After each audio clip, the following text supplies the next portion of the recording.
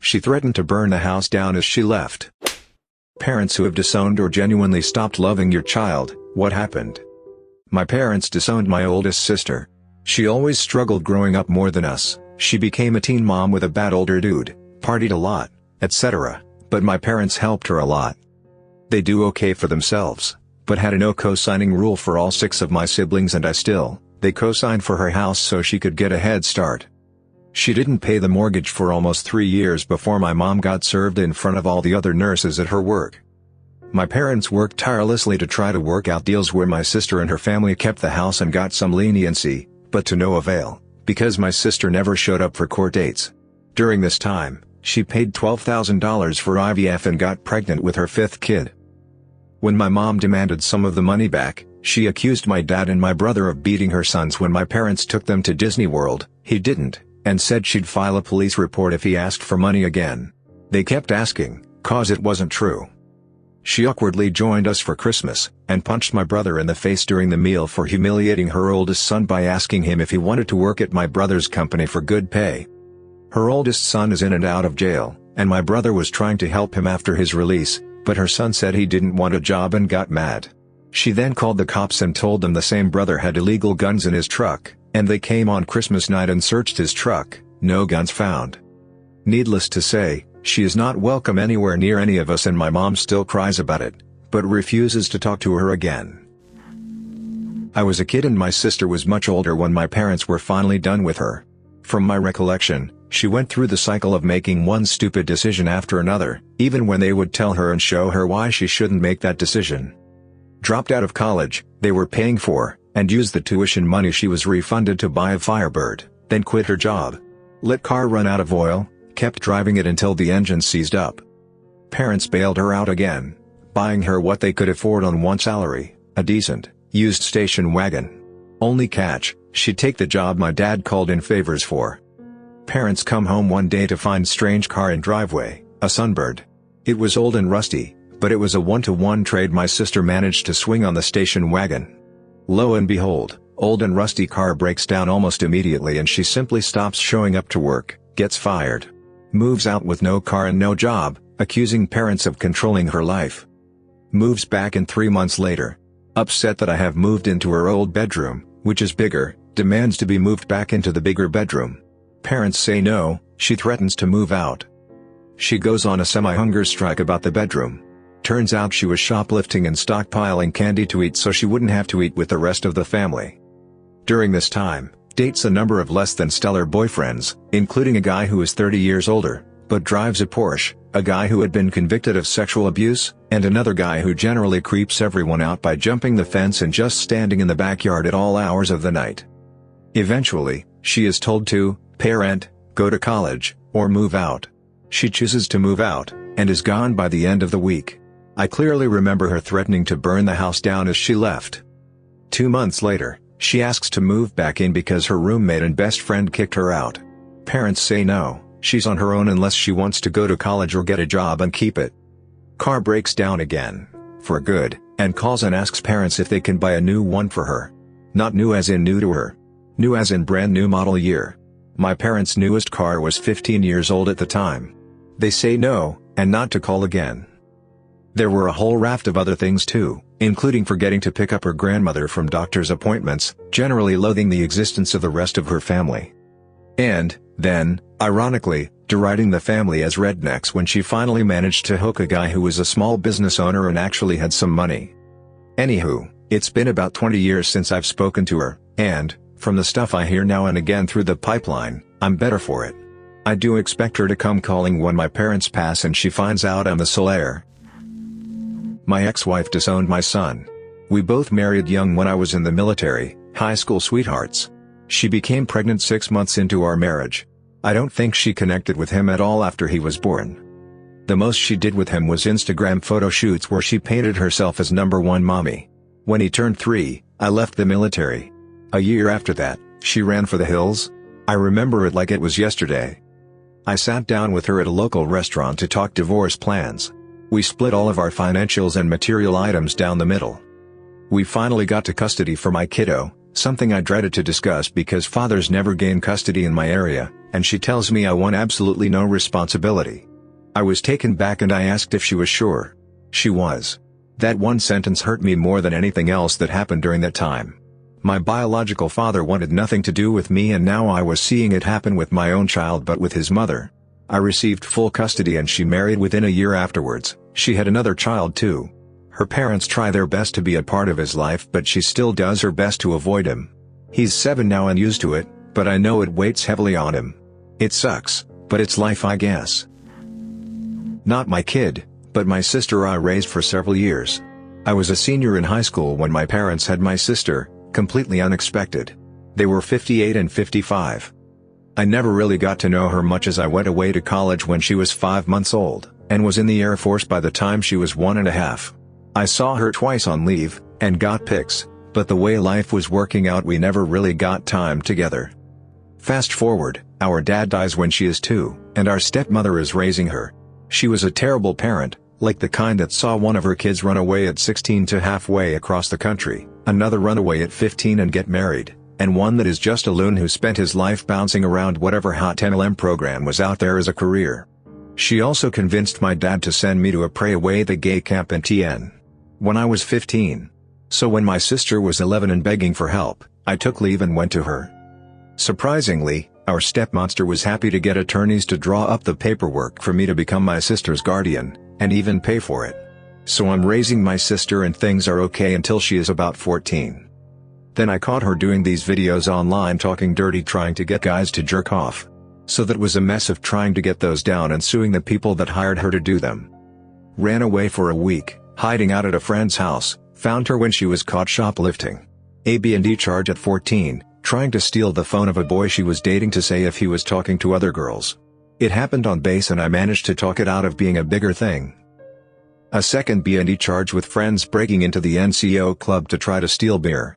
I was told I had to leave base housing at that point. My security clearance was suspended to make sure she wasn't putting me in a position I could be compromised. Still 14, arrested with a stolen military ID trying to get into a bar. 15 escapes rehab. 15 escapes rehab again.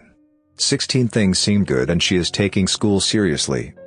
At 18 she was accepted to RISD, graduated with honors, and had an actual decent paying job with a web company with benefits and everything. Started getting stoned a lot, lost her job. Sold her car to pay bills. Lost her apartment, still hadn't bothered looking for work. Got her trust fund at 24, blew over $400,000 in 2 years, nothing to show for it. Had multiple cases against her for drugs. Was restricted to the state, but decided to go follow fish around anyway and sell Molly. Got picked up for hooking and possession out of state, was returned to where she was detained and somehow released pending trial yet again. While awaiting trial she was caught holding enough packaged for sale heroin to qualify as a distribution charge. By then, I hadn't heard from her for almost 7 years, and only managed to keep up with her reading the police blotter from the occasional attorney that she had contacted me to verify I would pick up her legal tab. I wouldn't. Against any logic, she was out of prison in under 3 years. I heard she dimmed a bunch of people out to make it happen. She showed up at my house, asking for a place to stay. I said I couldn't have her in my house, but I'd get her a place for the night and then help her locate a place of her own. That night she broke into my house, nearly got shot by me while doing it, and tried to spin some story that she was looking for something she dropped in my house earlier that day, despite never actually entering my house. I told her she had to go. She threatened she would call DCFS and tell them I was abusing my kids if I didn't go with her to an ATM and give her all the money I could withdraw. Told her to get the hell out before I exercised the castle defense law and dropped her. Took out a restraining order the next day, and in doing so found she once again left state when she wasn't supposed to have and violated her parole, so back to the clink. Since then she's been dead to me. Disowned my stepbrother because he ended up being caught in a pedo sting.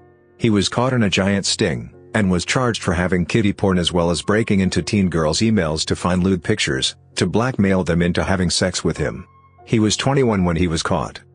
The most messed up part was that a couple years before he was caught he had broken into my email and done the same thing, tried to blackmail me into giving him more pictures.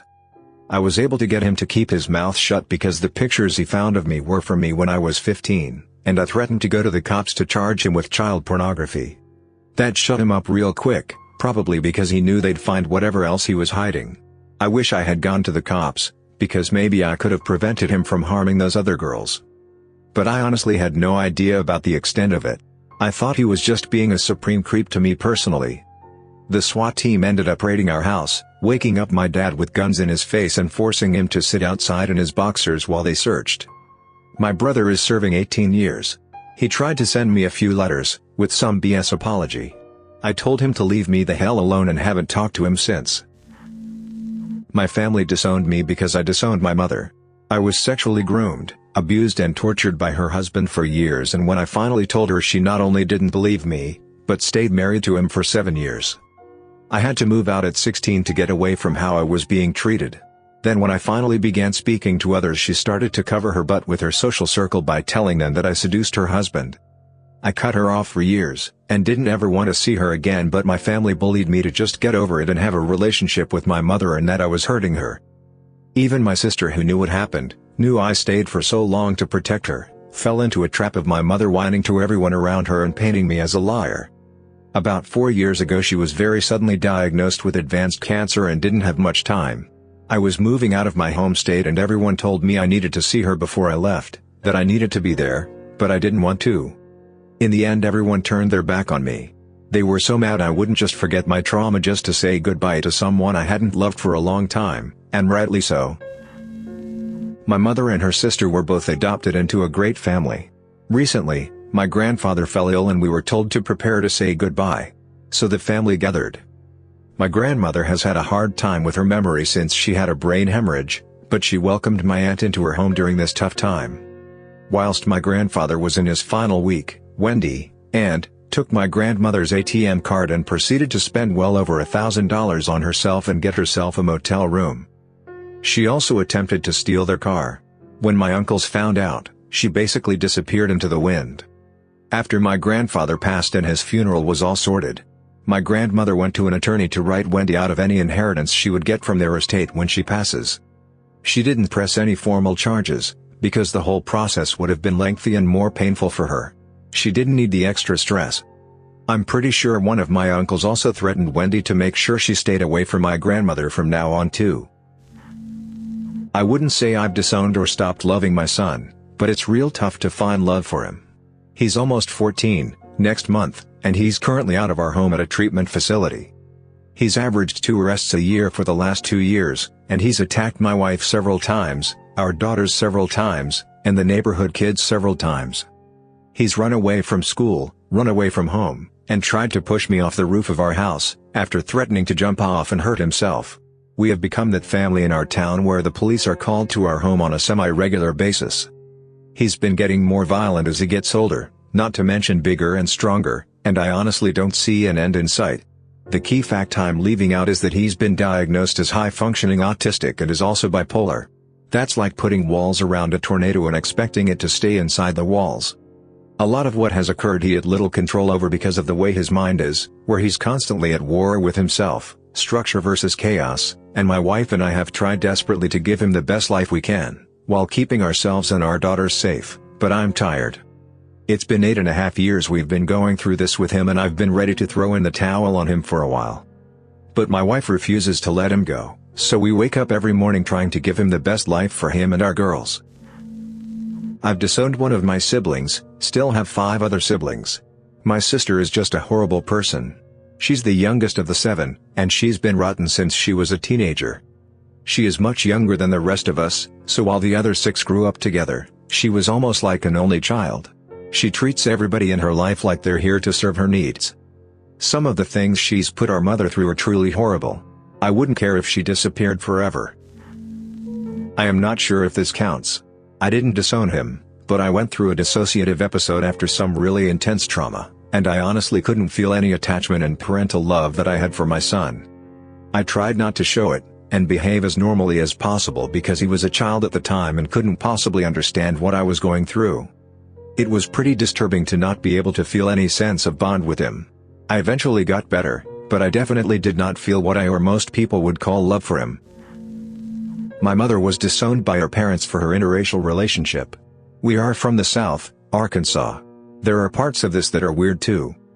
My mother initially lied to her parents and said she was dating an Arab man. This was fine, but they found out she was lying, leading to her being disowned. I guess in the early 70s Arabs were okay but blacks were no-nos. They disowned my mom, but it was fine if we came over.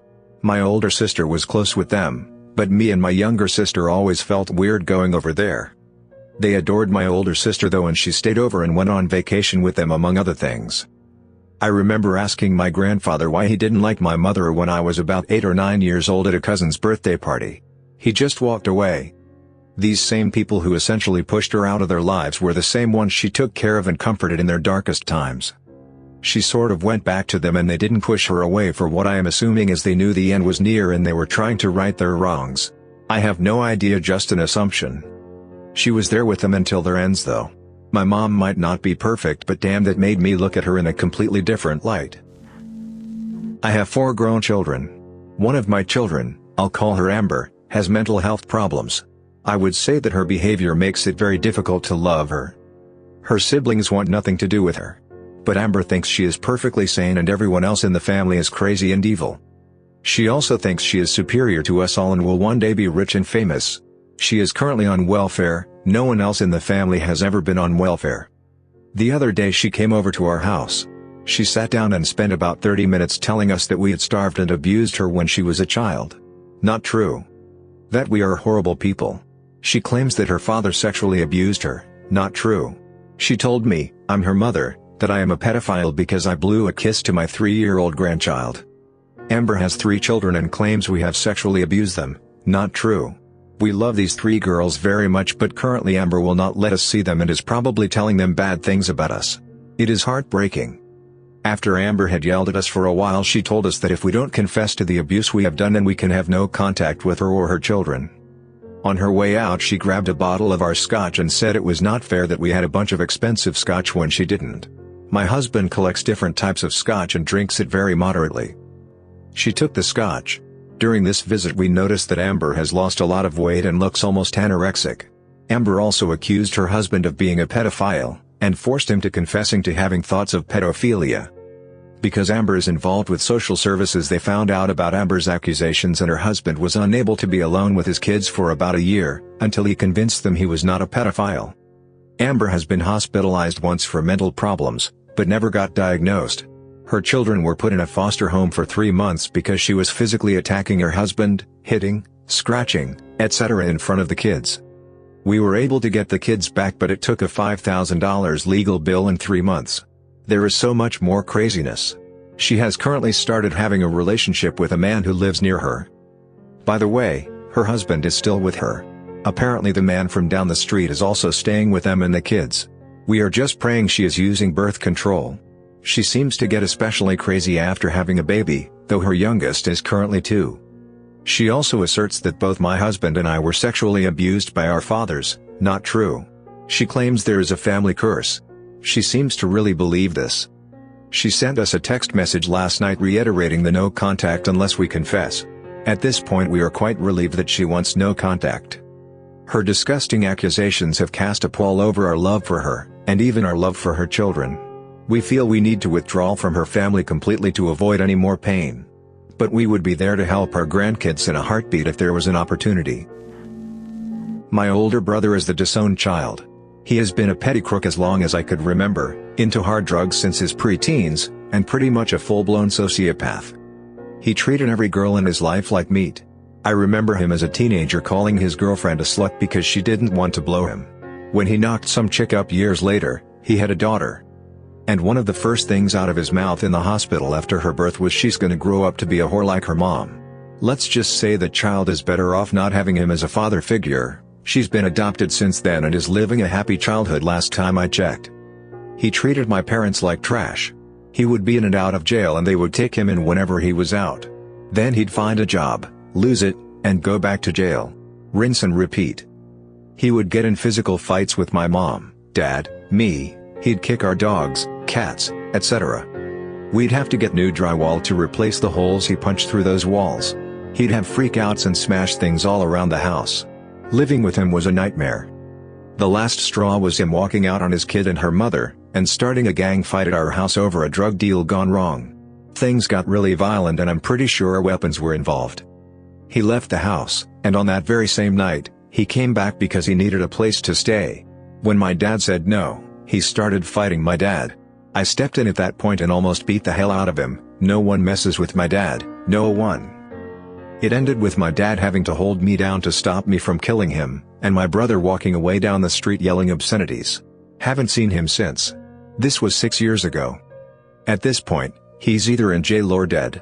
I may have every reason in the world to hate him for everything he's done, but I don't. He's a tortured soul who has let his demons get the absolute best of him, plain and simple. I just hope that he finds some kind of peace, even if it takes death for him to do so. Bill, if you're reading this, you're my brother and I still love you, and I hope you're okay, wherever you are. A little different, I was disowned, but I deserved it. I was an addict and a mess for a long time. My mom couldn't keep bailing me out of trouble and watch me self-destruct anymore.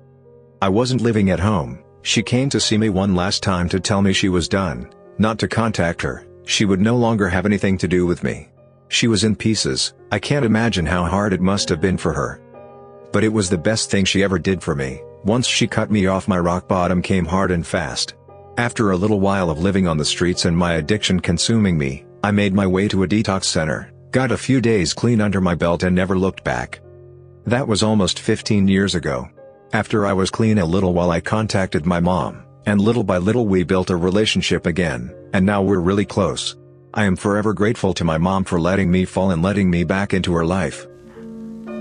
My biological father divorced my mom and also has 3 kids, basically bouncing out of our lives and making it clear he wanted next to nothing to do with any of us when he left. Man, years later, at my older sister's funeral, that he had the gall to attend, I asked him why he did that. He said, "I thought it would be easier for everyone." He actually meant it was easier for him to run home to his wealthy family and enjoy a second adolescence while my single mother worked 2 jobs to feed 3 kids under 10 with 0 child support from him. I have been legally disowned by my father. When I was 11, my mom was diagnosed with terminal cancer. This was her second diagnosis in around 4 years. Obviously she recovered the first time after intense surgery and a lot of chemo, and he did not want to look after her like he did before. He also had a new girlfriend and her family to look after apparently, and he had no issues leaving us.